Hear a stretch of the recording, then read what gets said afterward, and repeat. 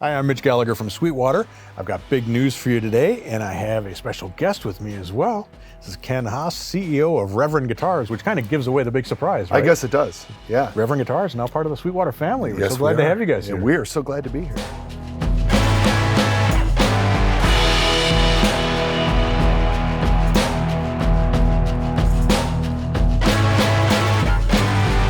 So you made a long trip to come over here. Yeah, right. We're only a couple hours away, Yeah, just that's down the awesome. road in Toledo, Ohio. That is so awesome, yeah. Well, they knew that this was coming, so they went ahead and made it a highway right between the two convenient. cities for us recently. Yeah, yeah, That's convenient. it is.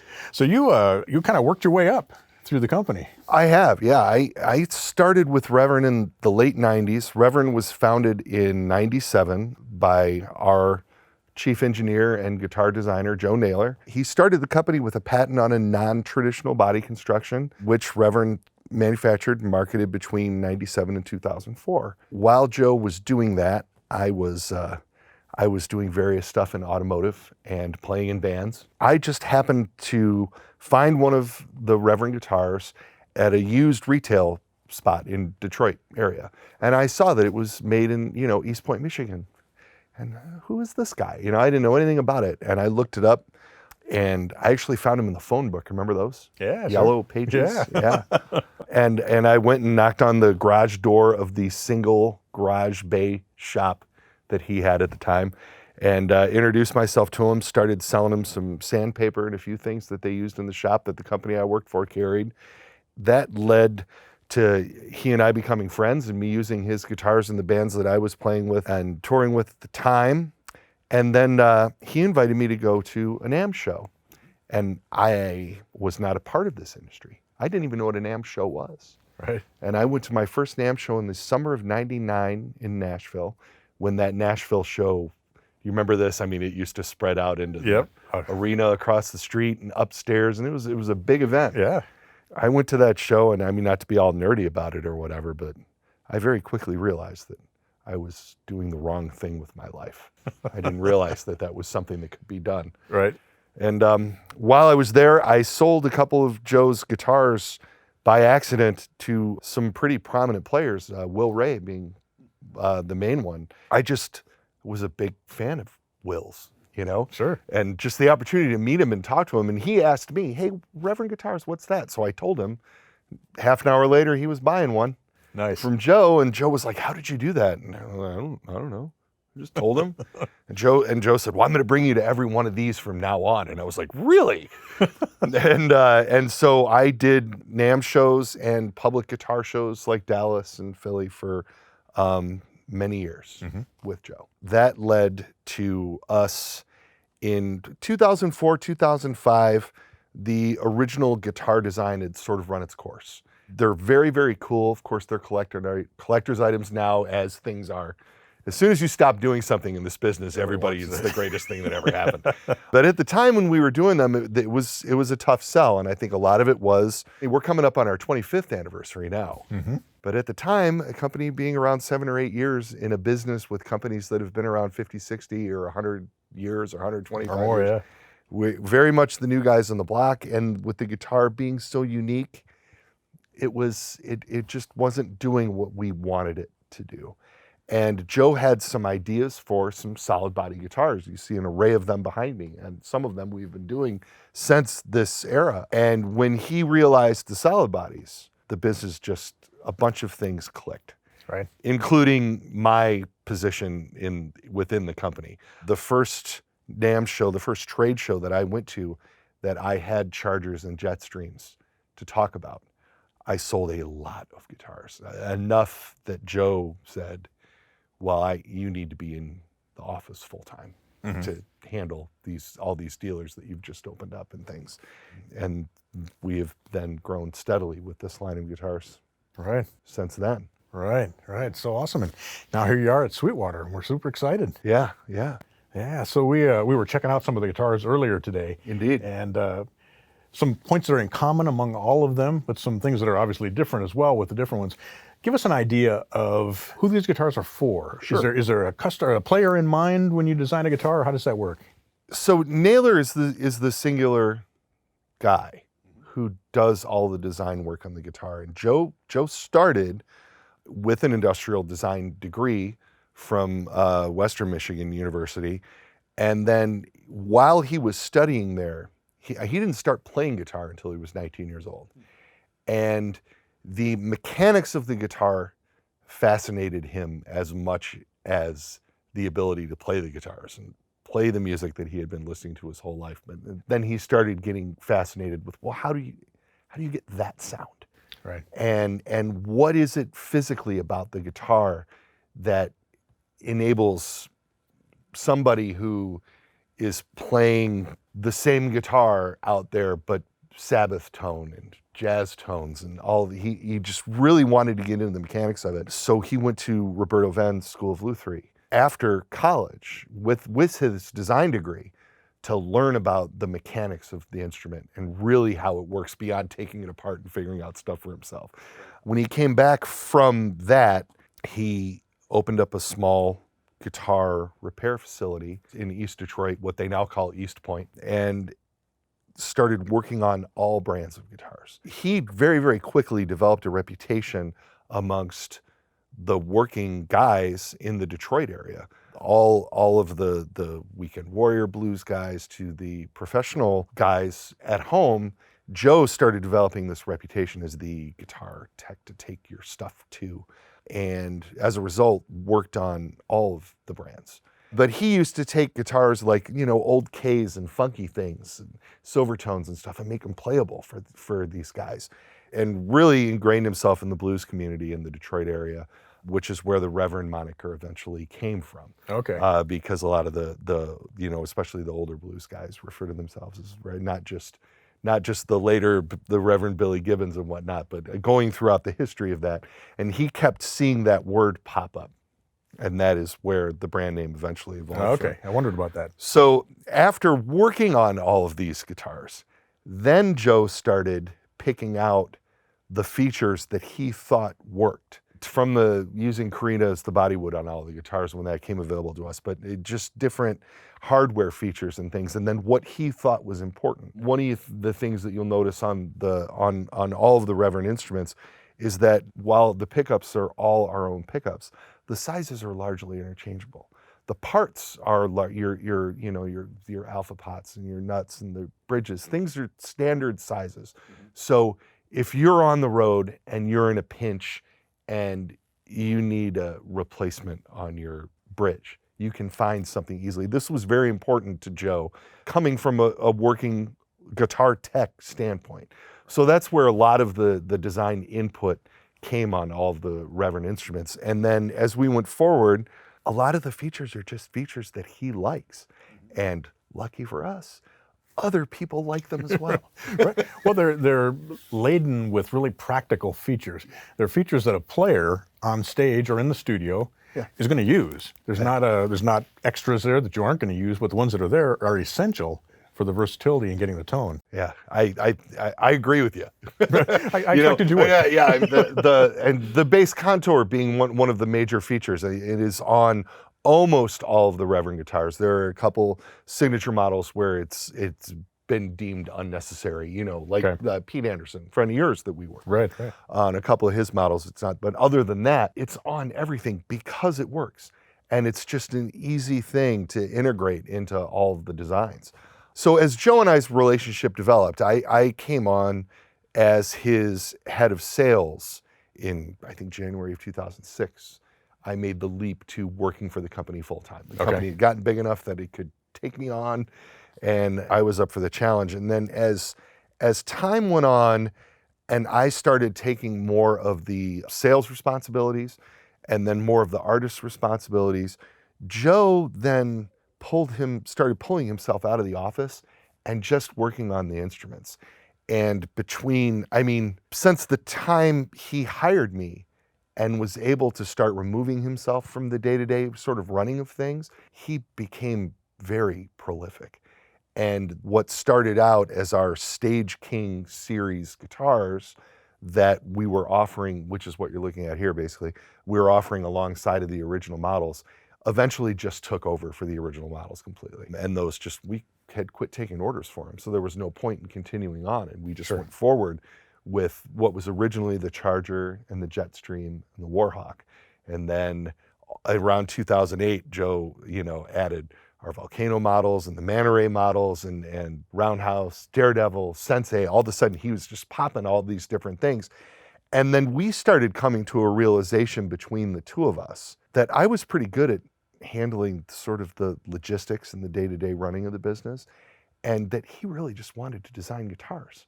He didn't want to worry about taxes and payroll and supply chains and things of that nature, And so we just sort of very naturally morphed into this relationship where in January of 2010, my wife Penny and I bought the company.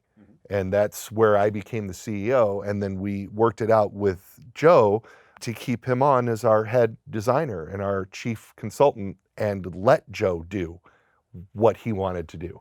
And then I am all of a sudden in this, look, if you had told me when I was a 20-year-old guy that when I was a 40-year-old guy, I was going to own a guitar company that, was growing and achieving success, I'd have fallen over dead.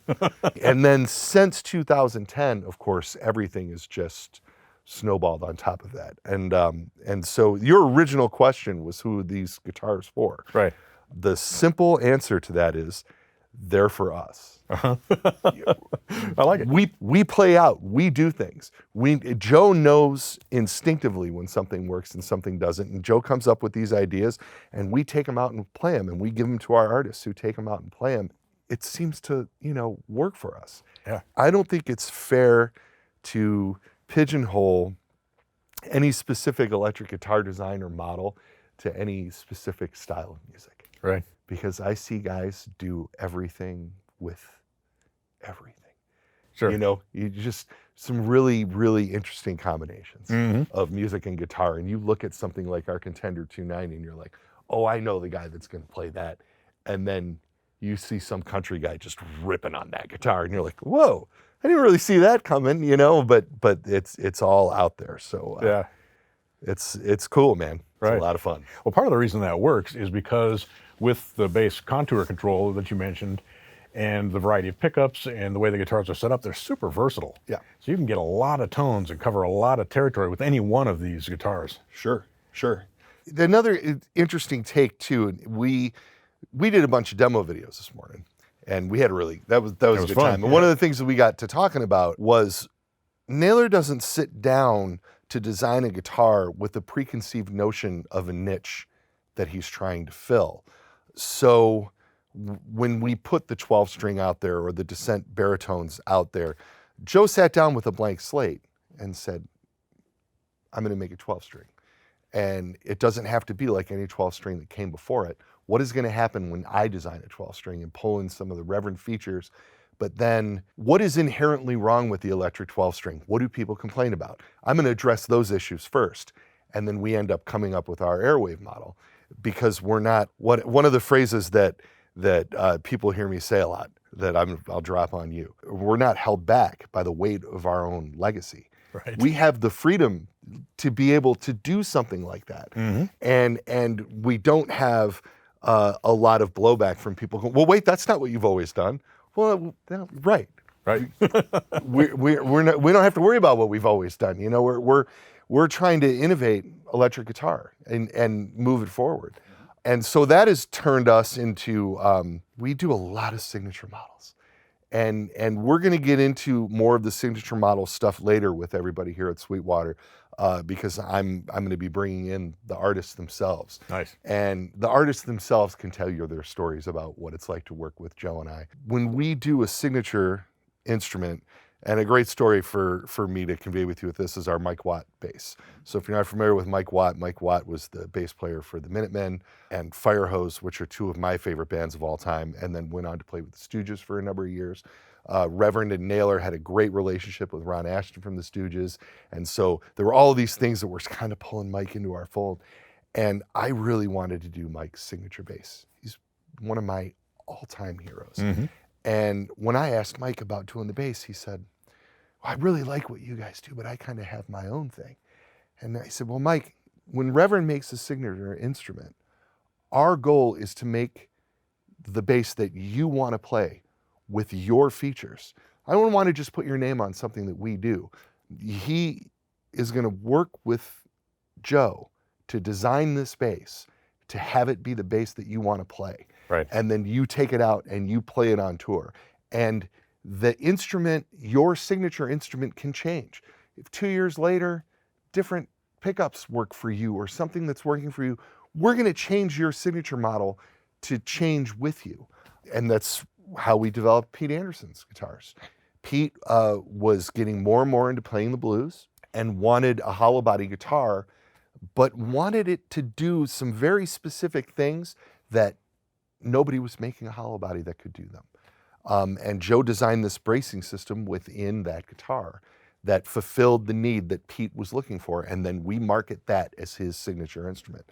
That mentality rolls through the line. So there's a need first, and then we're addressing the need and putting it out there. I think it sets us apart from what other, from what people are doing.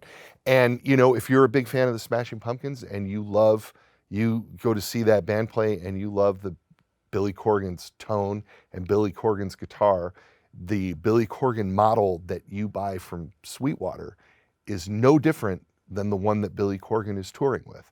He could be in Indiana and have his gear stolen, or I don't know these things do happen. Right. And could come here and just buy a couple of Billy Corgans from you and take them right to the stage. There's no difference. Exact same guitar. And we treat them the same way. Reeves Gabrels from The Cure has a very specific setup tastes.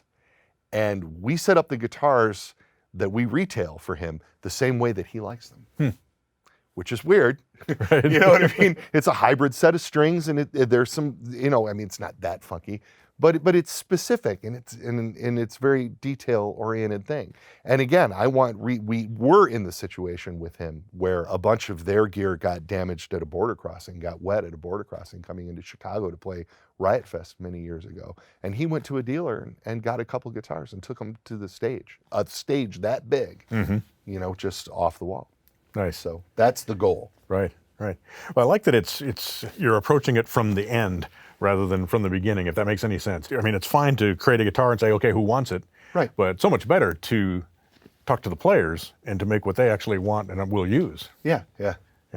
And of course, the list of signature artists is long and very impressive. Thank you. As well, Rick Vito and Greg. Mm-hmm. Of course, we'll have Greg Koch here as well. He's a pleasure to work with, and also had some very interesting ideas on just subtle tweaks that he wanted to have done on guitars that were easy enough to accomplish for him. And it's fun to make that available to his fans. Reeves, we designed a guitar for him to basically use with The Cure called the Space Hawk. Just a killer guitar. The interesting thing about Joe, he draws these things out on paper. Huh. He's got a big drafting table with all the drafting tools and the transparent sheets and all the rulers that bend and all of that stuff. And to sit and watch him do it is fascinating. It makes you feel like you're a part of something cool. You know what I mean? Really fun. Yeah, that's got to be great. One of the other things that sets Reverend Guitars apart is the guitars come in and they go through your shop and you guys do a complete, it's kind of similar to what we do here with our 55-point inspection and the whole thing, but you guys are doing it at the manufacturer level and really ensuring every guitar is perfect. When we saw your 55-point inspection here, we had a chuckle about that. It's like, oh yeah, they could have modeled this after us, or we could have modeled this after them. There's a lot of similarities between the processes for sure, which should make your handling of our instruments very easy for you if we're doing our job right. So that's what we want to hear. So the idea is you're going to grab that guitar off the rack and just be able to go without any additional anything. Right. And that not just in setup and playability too, but people don't buy our guitars and swap out the pickups right away. You often hear, well, I'm going to get this guitar, and then once I put this pickup in it, we're going to. I don't hear a lot of that stuff with our instruments because Joe really thought about every detail in the design of the guitars and has come up with, like the Railhammer pickups that are in the Descent, has come up with very unique pickup designs of his own that we're lucky enough to be able to incorporate in all of this stuff. So from soup to nuts, man, the idea is to have it be ready to go. Right, really cool. Well, we had a blast this morning, as you mentioned, doing demo videos on these and many other guitars, and they were all fresh out of the box. and most of them were in tune, and or just needed to be touched up a little bit in the tuning, and every one of them was perfect. So yeah, congratulations on that. I mean, that's thank you very much. You don't see that with every manufacturer's guitars, and so it speaks well. Yeah. Well, we are so excited to have you here at Sweetwater, and thanks for coming in. And Absolutely. Folks will be checking out all the demos we did, and you definitely got to check these guitars out. They sound great, they play fantastic, and I keep coming back to the versatility of every one of the models. They all cover so much ground. They're familiar without really being copies of anything else, and they're original without being way out there. Yeah. He's got a really, really good aesthetic. And so, yeah, you can look at something and go, oh yeah, I can really see myself in that, right? Right. Yeah. So yeah. I'm glad you dig them, and we're thrilled to be here. Absolutely. Well, I think it's going to be a great partnership, and we're looking forward to what the future and whatever new models you guys send our ways as well. Oh yeah, they're coming. New We'll be stuff on the way? back. All right, I'll be back. All right, we look forward to it. We'll do more demo videos. You got it. All right. Thanks, Ken. We appreciate it. Take care. And thank you for joining me today. I'm Mitch Gallagher from Sweetwater.